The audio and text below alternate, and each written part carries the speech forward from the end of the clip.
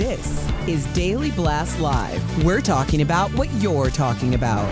Get real. No. Y'all, this just is stop. a sham. It's finally here. Drum roll. Welcome to DBL. Happy Monday, everybody. Happy summer, spring solstice. Is that right? Spring equinox, the vernal equinox. So the days from moving forward till we fall back are going to get longer. Yes. Which I like. More I love it. sun. More sun. Love. Spring's around the corner. Jeff, I that can first tell. barbecue. Come on now. Dude, I've been barbecuing all through winter, just not people friendly. Yeah, we haven't been invited. Or have you? It's too cold. It's too cold. All right, so Ben Affleck attended the premiere of his new movie Air at the South by Southwest Film and TV Festival in Austin over the weekend. So Ben, who directed the film, was joined by his BFF and co-star, of course, Matt Damon, along with Chris Tucker, Jason Bateman, Viola Davis, and her husband, Julius Tenen, who plays Michael Jordan's dad in the movie. Does he? Yeah. Oh my goodness. I wonder how he got that role. I love that. Well, Julius is a very talented actor. I know, but they wanted Viola Davis, and they're probably like, if I'm getting in, so is Julius. Yeah. Leverage. Makes sense, too. Absolutely. So the movie is about how Nike signed Michael Jordan to create the iconic Air Jordan shoe brand. But Ben explained why MJ isn't really featured in the film. Let's watch. Now, he's not in the movie because, well, for one thing, you know, he's just too iconic and too famous. The minute you try to show somebody else and say that's Michael Jordan, you kind of lose the whole audience because, by definition, when you're that iconic, there's only one of you in the world. So instead, the film centers around MJ's mom, Dolores, who Michael said was instrumental in the deal. Michael also insisted that the role be played by Viola Davis, which I just said, so Ben made that happen. And then she made her husband happen. First of all, Viola and Julius met on set, I believe, that they were, or they've worked together before. Really?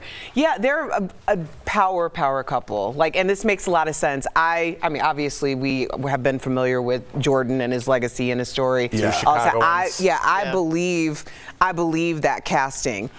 The thing about Jordan, though, like, aren't most movies about famous people, like about really, really famous people who are iconic and there's only one?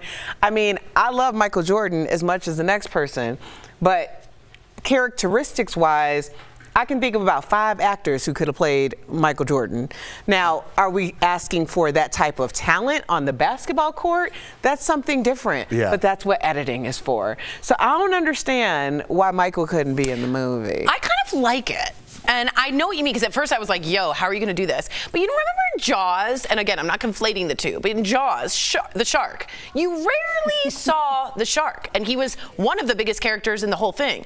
And the idea is his presence is so big, you don't sort of need him. The idea of the bargain between Viola, or the mother, Dolores, and the Nike people is the story that they want to tell, not the basketball story. It's the business transaction. And I kind of like that I'm not distracted by someone who kind of looks like Michael Jordan. So you're glad they left out the shark's childhood from Jaws. No, but you really don't see it. You see people moving, you see people going like this, but the idea is he's so big you didn't need to see it. And so I kind of feel like that's Michael Jordan. I do wonder, Tor, if we're missing the point when we're talking about Jordan, because this almost has nothing to do with him. This has to do with his signature shoe and the Air Jordan. Erica, Jeff, Tori, we all know people, men, women, however you identify, that are sneakerheads, that are obsessed with shoes. I had friends in high school that would be at the Foot Locker when it opened at 5 o'clock in the morning. You would see a line. They were you would go down sleeping outside Fairfax my door. on Fairfax, LA. that's right. People waiting. Yep. The shoe is the star. Michael Jordan almost has nothing to do with it. This is, most of the people that wear Air Jordans now never saw Michael Jordan play a minute of basketball. This is about the genesis of a new corner of our economy, which is tennis shoes that are bought and sold without ever being worn. I don't think because any of us are those kinds of people that we really understand like that shoe people live in their own ecosystem and they're millions and millions and like all over the world. It's its own global kind of economy. So I think we're just seeing the beginning of that. Yeah, I think they're talking about the business behind the brand, right? So if you put Michael Jordan in there, people are going to say, well, I want to know how Michael Jordan, like, it's not a documentary about Michael Jordan, it's the brand in their own ecosystem. Their own economic ecosystem. Are you in a biodome? That was a good word. All right. Adam Sandler was awarded the Mark Twain Prize for American Humor at a star-studded event at the Kennedy Center on Sunday. So stars like Ben Stiller, Drew Barrymore, and Jennifer Aniston showed up to support their friend and frequent co-star. And Conan O'Brien made this joke about his confusion that the star of films like Happy Gilmore, The Waterboy, and The Wedding Singer would be getting such a prestigious honor. Let's watch. I come before you tonight to state, in complete honesty and sincerity, you're making a terrible, terrible mistake. Good God in heaven, Kennedy Center, what have you done? No award has screwed up this badly since a MacArthur Genius Grant was given to Vin Diesel. Seriously, people have not been this shocked since I won a Latin Grammy. It was 2019, look it up. Dude, I thought those jokes were good. The crowd wasn't really giving back. That was That's why you get paid a lot of money to MC and perform for rich people, because they are terrible audiences. No, they are.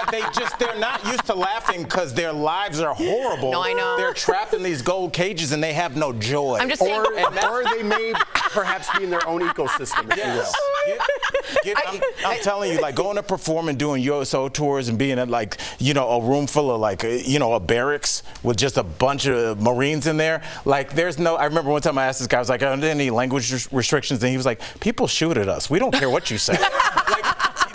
He really said, like, it's like, you hear that reaction. That's why that Latin Grammys line was, but everybody's like, hey, ooh. I've been to the Kennedy Center once a month growing up, and it's a lot of stuffy. It's real stuffy people. This is completely off topic, but it does have to do with Adam Sandler and rich people. So my husband and I were on vacation, and we couldn't get any service, like, at this place that we were staying at. And I was getting so frustrated, and I'm like looking around, this guy's like yelling at his daughter, like, Alexa, like across the pool.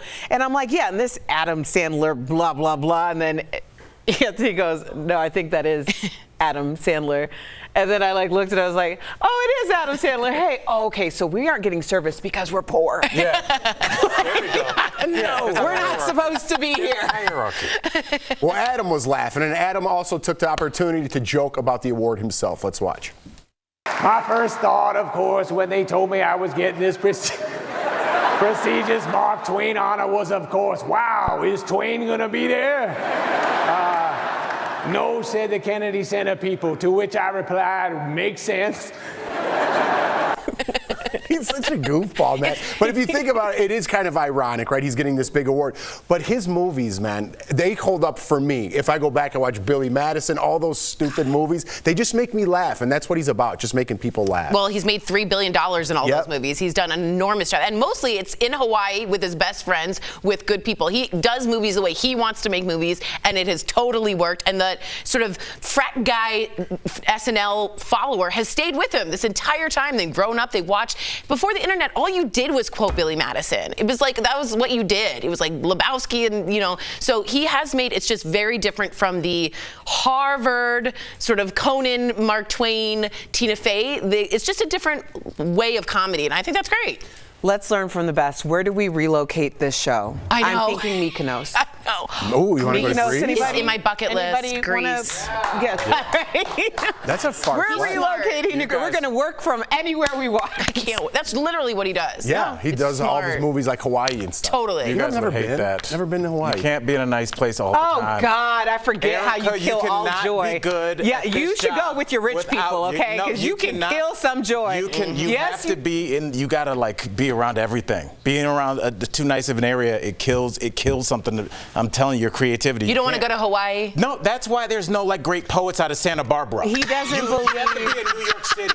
You have to be around it. You have to be in you got to grow up tough. That's what we had this conversation last week, and Al goes, "You can't make great art from San Diego. Everything's just fish tacos and sunshine."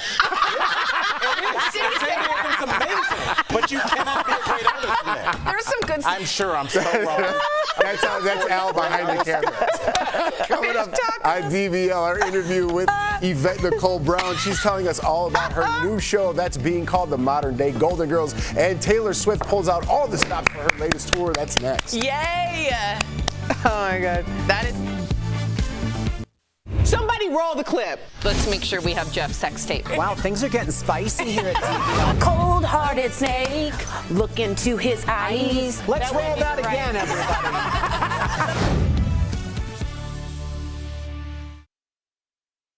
That was literally an Al Jackson quote. Weren't you here for that? Yes, he said that. I was did. dying That was laughing. really funny because Al's Rolodex works really fast. So you think San Diego fish tacos, sunshine, water, waves. That's really funny. I mean, it's where you go to relax after you've made your money, but you cannot like hip hop started in New York City during the crack epidemic because it was a dire situation and it created that. You don't think art can come? That did not just come from that area for no reason. Can art come from any type of relaxation?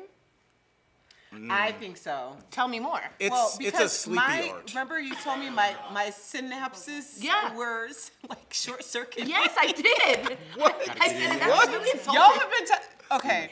Between Tori and Al, they have been just gradually telling me how tired and lethargic I am recently. I want her to get rest. And so Tori straight up told me my synapses were firing slowly. Like, she needs rest. Al told me I need to take. He threatened my life if I didn't take. Are we on? I legitimately threatened You want me to say something here? If I didn't sleep over the weekend. I threatened her last Friday. I said, seriously, he sent me a text. He This put it woman in is writing. doing everything, everywhere, all at once. Yes, yeah. I'm serious, Erica. But yes, but like Erica, So I you need worked. a beach. I need so a beach. yes, you can go on the beach, but if you stay on the beach, it's gonna make you soft.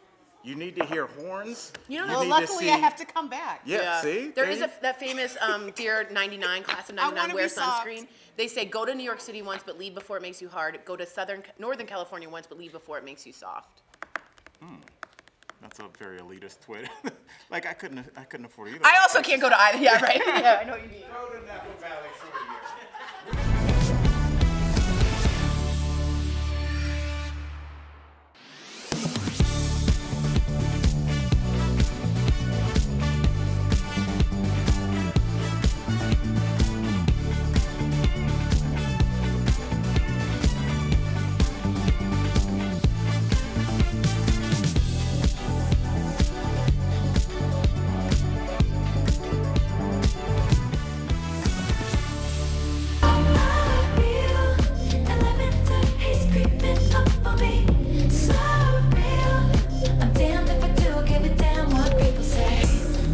Yes, welcome back. Taylor Swift opened her Eras Tour in Arizona over the weekend. Woo! So this dive was one of just many of the stunts that she pulled off during opening weekend, which featured 44 songs, 16 backup dancers. There was at least 13 costume changes, all without T Swift taking a break. She is 24 or something. So she's 33. She can handle it. No, is she really? No, she's not. We'll get that for you. If you remember, this tour sold a record-breaking 2.4 million tickets on the first day, the most for any artist in a single day, which ended in a huge debacle, if you remember, as millions of fans were unable to secure tickets after waiting in the Ticketmaster queue for hours.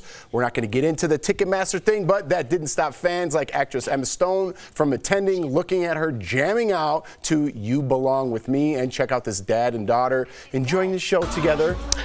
Oh, I love that. I do love that. That's super cute. And even the security guards had a blast, like this woman dancing in the aisle. Oh my goodness. Look at that. What? No disrespect, but what if something goes down? What are you going to do? She's not a great. They just hope Keep dancing and get out of the way. She just has to be dancing in the direction the disturbance is coming from. Yeah. She is 33, by the way. 33? Yeah. I just fed up. Oh, great. Well, first, can I just say that was, no disrespect, that was the first Taylor Swift song I've liked in a long time. The one that we played. Lavender Haze? Right, and you said that's not your favorite. A lot of people like that atmospheric kind of Taylor. I like it when, like, a man's hurt me, I left my scarf, he smells it. Yeah. Like, I like the deeply heartbroken ones. But the production on this is incredible. incredible. She jumps in and swims under the stage. A huge wave comes up. She emerges, it climbs into a cloud that is above it. They've done a lovely job at making this. That sounded like a dream you'd be explaining to your psychologist. It's true. But she didn't make this a small, intimate. It had more people in that stadium than the Super Bowl. Wow. 70,000 people. Yep. 70,000 people. And she went and did every era, every tour. And it just shows you, again, if you don't like her, at least you can say this. She has reinvented herself over and over and over. And for a 33-year-old to have an Eras tour is pretty remarkable. Yeah, she's a workhorse. She cranks out material. Good for her. I mean, it's impressive. It's not my thing. Obviously, I don't think I'm her target demo. But I like Shake It Off 10 years ago. Yeah. I bet you if you went to the show, you would have a good time. I bet you it's a fantastic show because she looks like she cares. She's not going to go up there and mail it in and just sit down and just kind of, good to be here. You know, you're going to see her show, and I respect that. When people work all year, especially for what these tickets cost, everybody in that stadium, including the security, was getting it. So she was doing something right, Erica. The Swifties are going to be so proud of you. Happy for you. See, I like that. The thing is, I'm always honest. If I like the song, I like the song. Yeah. Cute. The father-daughter. That was awesome. Yeah. All right, coming up on DBL, we talk with the fabulous Yvette Brown. She's giving us the scoop on her new sitcom. That's coming up next.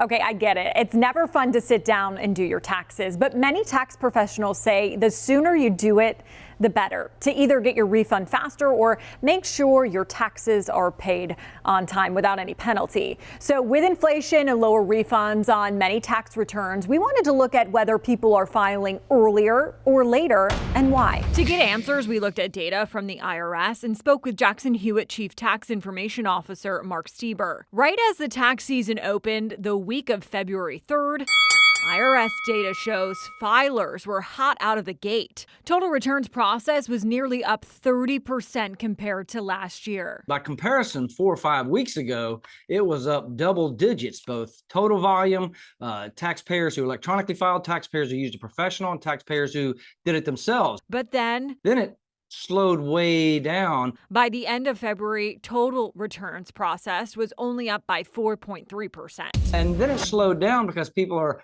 probably expecting lower refunds and putting it off, or may even have balance dues. We're seeing quite a bit of that. The latest IRS data shows the average refund taxpayers are receiving is down from $3,400 a year ago to $3,000 today. And those stats show the amount of people who have filed their taxes at this point in the season is about the same as last year. Stieber says he expects to see a large number of people file at the very last minute. About 55 million have filed so far.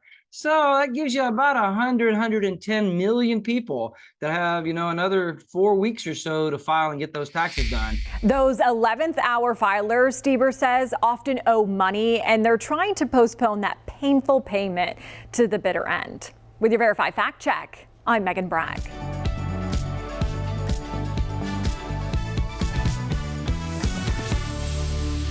I didn't think the three of us living together would be a good idea, but this week has been a pleasant surprise. I knew me and Bernie would be good, but I thought living with you would feel like living in a convent and not the fun Whoopi Goldberg kind. Keisha, if you set foot into a convent, you would burst into flames. When I didn't. Can you imagine living the bachelorette lifestyle with your best friends in a penthouse? Well, our next guest is doing just that alongside Kim Whitley and Tisha Campbell in the most watched half-hour series on Bounce TV, Act Your Age. And some people are comparing it to the Golden Girls. Check out our conversation with Yvette Brown. So I just have to say, there is no way that the three of you could be faking that chemistry on Act Your Age. So are you, Tisha and Kim, actually best friends in real life? Yes, we are longtime friends. I started as a fan of both of theirs because they started their careers a little before me. But we've had the best time. We've all worked around each other, but never really had the chance to work together and support each other. And Kim Whitley and Tisha Campbell are legends in this industry, and to be able to be on set and learn and steal from them has been a great gift. Yvette, you've been in television for a long time now. How is this different at this point in your career? Well, this is the first time for me, Kim and Tisha, where we get to actually be leads. You know, we're not just the girlfriend or the boss or the best friend of someone else. We get to be those people and celebrate and support each other. And I want to mention our two other cast members. We have Mariah Robinson, who plays my daughter, and Nathan Anderson, that plays Kim's son. So every generation is on Act Your Age. And Allison Faust, our wonderful creator and showrunner, created a space for everybody to come and have fun and laugh. And it's just great. I love all that. Speaking of acting your age, you look amazing and you just look happy and content. Are you enjoying the age and phase of your life you're in right now? I am. You know, there's been a lot of talk about when a woman is in her prime. Somebody had something to say about it. I am 51. I am proudly 51, and I am 100% living my best life. I know who I am. I know what to wear. I'm always comfortable. I just feel like when a woman gets over the 40 threshold, every year after that, she's just living her best life. So, yeah, I feel really good. She's and I'm 51. glad you guys can see it. You look great. Yeah, you're glowing. You are, and just congrats on all your success. Deserved, not surprising. You're amazing. So let's get to something that's a little more depressing, but also kind of just real life, like your show deals with. I've lost a parent. I lost my father. I know you've been through losing a parent and caring for a parent. What's become most important to you as somebody that has dealt with this? You know, as a caregiver, it's been 10 years for me taking care of my dad. The most important thing is that I shine a light on what it's like to be a caregiver. I'm actually a part of a really great new initiative called Caring Across Generations. And if you go to Twitter to @CaringAcrossGen, you can find out more about what we're doing. And we're just trying to encourage media and television and film to show more examples of what it's like to be a caregiver and to receive care, so that more people have resources and someone they can talk to. So that's the new initiative. It's me, it's Megan Thee Stallion, Bradley Cooper, Seth and Lauren Miller-Rogan, Richard Louie, Brantley Evans from P-Valley. We're all coming together to shine a light on caregiving. I'm so excited about it. And Aging Pooh is the one that created this, so it's really wonderful. Wow. Oh, you know, first of all, I just want to shout out our girl Tori Shulman, because she's always very transparent about her life as a caregiver, and always brings to the forefront, you know, people out there who might be watching the show who are going through this. So the fact that you're connecting those dots in those ways, I know is very important, and we really appreciate that. Very much so. Thank you. Thank you for saying that. Yeah. But before we go, I want to say something a little bit more lighthearted. I know about your style because the same designer, Sir Algernon, dressed us both and got us on the best dress. Yes, Sir Algernon. Did he do it? Didn't he do it, sis? Look at that gown. Didn't he do that? Yes. He got that. Wore that to the NAACP Awards. It was pink and green in honor of my sorority, and he got it together. He designed the whole thing. Yes, and covered from neck to ankle. Covered from neck to ankle. Now you're advocating for body inclusivity with the It's Bigger Than Me movement. So tell us about that. Listen, the most important thing for people to walk away with is that obesity is a disease. And I think once you look at it through that lens, you're kinder to yourself if you're dealing with it, and you're kinder to others. I've been living with obesity my entire life. My weight goes up, it goes down, but I manage it with my doctor the same way I manage my type 2 diabetes. So It's Bigger Than Me. We have this great series. We put a new video up every other week. And if you go to itsbiggerthan.com, you can find out more. And also it's @biggerthan online. And it has a lot of information, and it's a great series talking to influencers and doctors, and we're demystifying the whole idea of obesity. So please go to my page to find out more, or to the website to find out more. Well done, Yvette. Congratulations on your advocacy, your success. Could you have anything more going on? DBL Nation, so great. Congratulations. Don't miss a new episode of Act Your Age, airing Saturdays on Bounce TV and streaming on Brown Sugar shortly after. And be sure to check out Caring Across America and the It's Bigger Than Me movement. What up, Kermie? Thanks again, Yvette. We'll be right back. Thank you. Thanks, guys.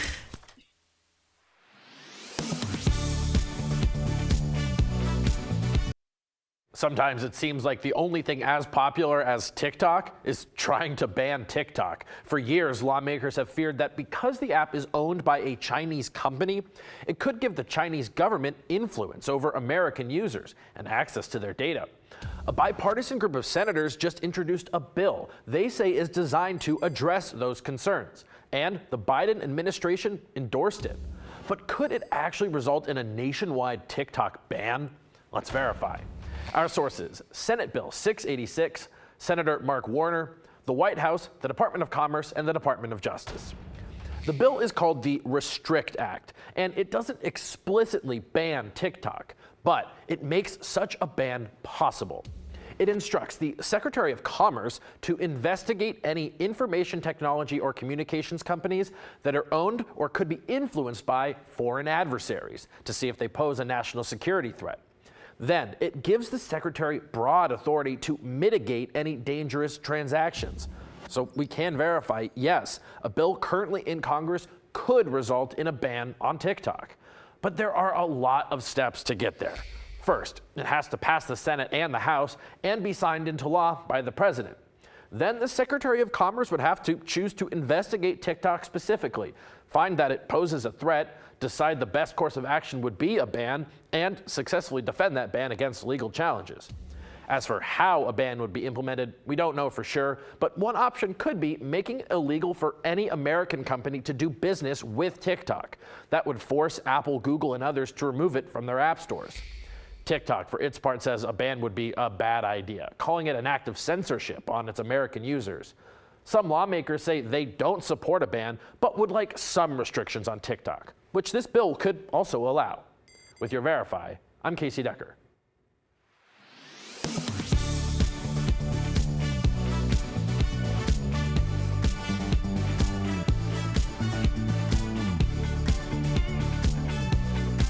Some doctors' offices are using the hashtag #VasMadness to encourage men to get a vasectomy in time for the NCAA tournament. But is March really a popular month for vasectomies?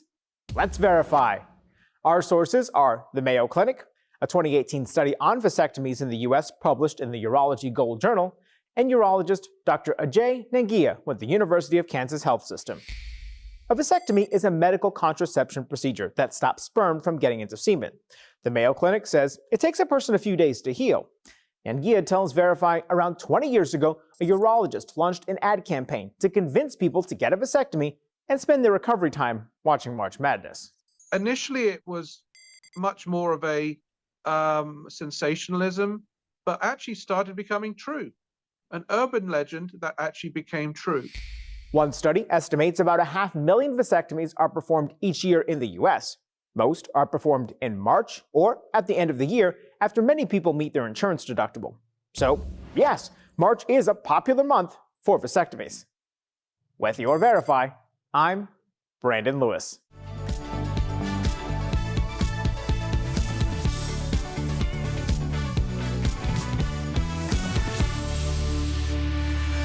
Welcome back. We're all getting older, but there's an easy way to increase our health, and it's literally a breath of fresh air. It's time for some joint and muscle support brought to you by Omega XL. Today is the first day of spring, and based on a new study, experts are prescribing forest bathing. That's when you simply spend time in nature and enjoy the great outdoors. They found that this practice supports the mental, physical, and emotional health of adults 65 and older. I'd argue everybody. Omega XL has improved the lives of millions of consumers, supported by 30 years of clinical research. Omega XL's powerful and proven benefits have transformed the lives of athletes, celebrities, and dedicated daily users. Call 800-813-6801 or visit omegaxl.com for more information. And quickly, before we go, we have a story about this bozo in Thailand. He said he spent $10,000 on a doghouse, a dog mansion, I should say, for his pets. His pups don't even go in there. There's security cameras, all this other stuff, and they don't even go in there. Oh my God. Oh, God. Good for you. I would live there. I know, right? All right, see you tomorrow.